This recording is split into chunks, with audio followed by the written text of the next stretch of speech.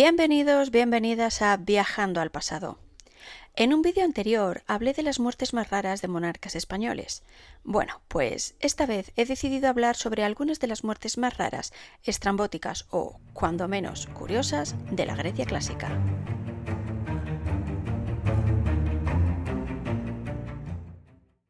He de decir que, en cuanto a muertes absurdas, sin duda alguna la Grecia clásica se encuentra en el top 10 de esta categoría.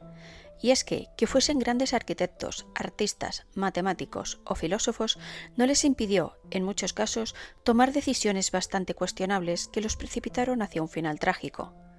De hecho, hubo tantas muertes raras en ese periodo que este vídeo solo es la primera parte, en la cual me centraré en las muertes de algunos filósofos griegos, aunque en muchos casos son más un mito que realidad, como todo lo que rodea a la antigua Grecia.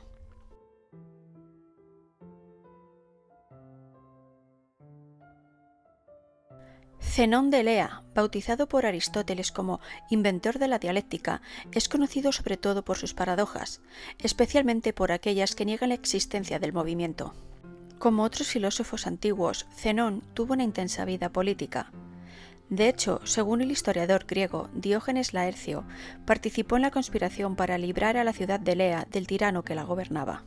No obstante, Laercio no concreta la identidad del tirano, pues indica que podría tratarse tanto de Nearco como de Diomedón, dando además dos finales posibles a la historia. En una de las versiones, el tirano es lapidado por el pueblo de Elea, que se rebela ante él. En la otra versión, que es la que a nosotros nos interesa, la conspiración fracasó y Zenón fue torturado por negarse a delatar a sus compañeros, aunque dijo que tenía un secreto ventajoso para el tirano. Cuando éste, confiado, se inclinó para escucharle, Zenón le mordió en la oreja. Acto seguido, se arrancó su lengua con sus propios dientes y en un último acto de rebeldía se la escupió a la cara al tirano. A continuación, como ya os habréis podido imaginar, fue apuñalado por los guardias.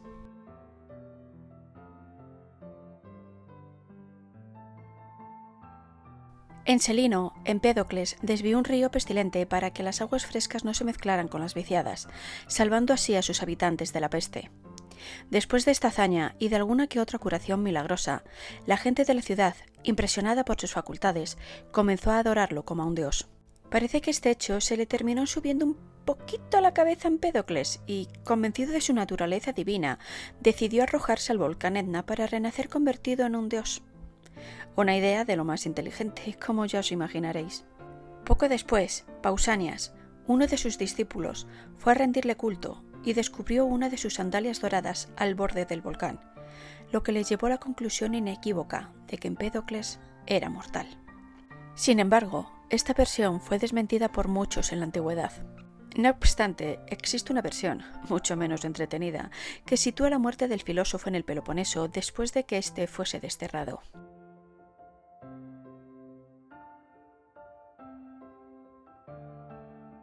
Al parecer, Heráclito se retiró a vivir al monte a causa de su misantropía. Sus condiciones de vida, sustentado únicamente a base de hierbas, le produjeron hidropesía, una enfermedad por la cual se retienen líquidos. Así que decidió regresar a la ciudad y consultar a los médicos acerca de su mal. Como los médicos no encontraban ninguna solución, Heráclito razonó que debía encontrar la manera de calentar su cuerpo para deshacerse del agua que le sobraba. Es en este punto donde los relatos acerca de su muerte difieren. Una de las versiones dice que murió enterrado en el estiércol de un establo para que el calor absorbiera las humedades. Otra versión dice que se puso al sol y ordenó a sus siervos que lo cubriesen y emplastasen con estiércol. La última versión relata que, no pudiendo deshacerse del estiércol, permaneció inmóvil y fue devorado por unos perros hambrientos.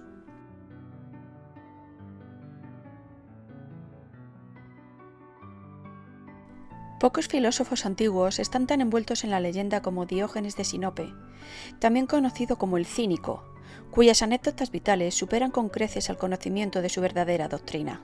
Sin entrar en muchos detalles, la imagen que se tiene de él es la de un vagabundo demente que vivía en un barril, que rechazaba las normas sociales y que, en última instancia, se salía siempre con la suya, pues era considerado como alguien completamente inofensivo. En uno de los episodios más conocidos, se cuenta que Alejandro Magno se colocó frente a él y le dijo que le pidiera cualquier cosa, lo que quisiera, a lo que Diógenes respondió: Puedes apartarte para no quitarme la luz del sol. Según dicen, Alejandro se quedó tan impresionado con el dominio de sí mismo del filósofo que se marchó diciendo: Si yo no fuera Alejandro, querría ser Diógenes. No obstante, su muerte, al igual que su vida, está rodeada de leyendas.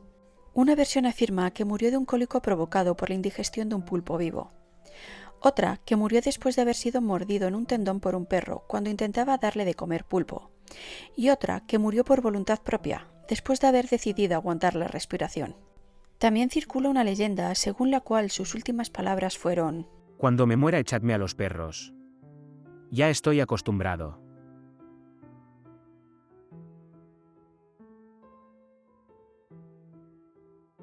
A pesar de no ser muy conocido, Crisipo de Solos es uno de los máximos representantes de la escuela estoica. Se dice que no pasaba ni un día sin escribir como mínimo 500 líneas y que llegó a componer unas 705 obras. Por desgracia, la mayoría se han perdido a día de hoy. Pero aquí, en realidad, lo que nos interesa es su muerte, de la cual, como no, hay varias versiones. La más normal nos dice que murió después de haberse embriagado con vino sin diluir durante una fiesta. La otra, sin embargo, afirma que vio a un burro comiendo higos, a lo que exclamó: Que alguien le dé una copa de vino para regar los higos. Así que Crisipo, ni corto ni perezoso, emborrachó al pobre burro, y al parecer eso le resultó tan divertido que le produjo un ataque de risa que le terminó provocando la muerte.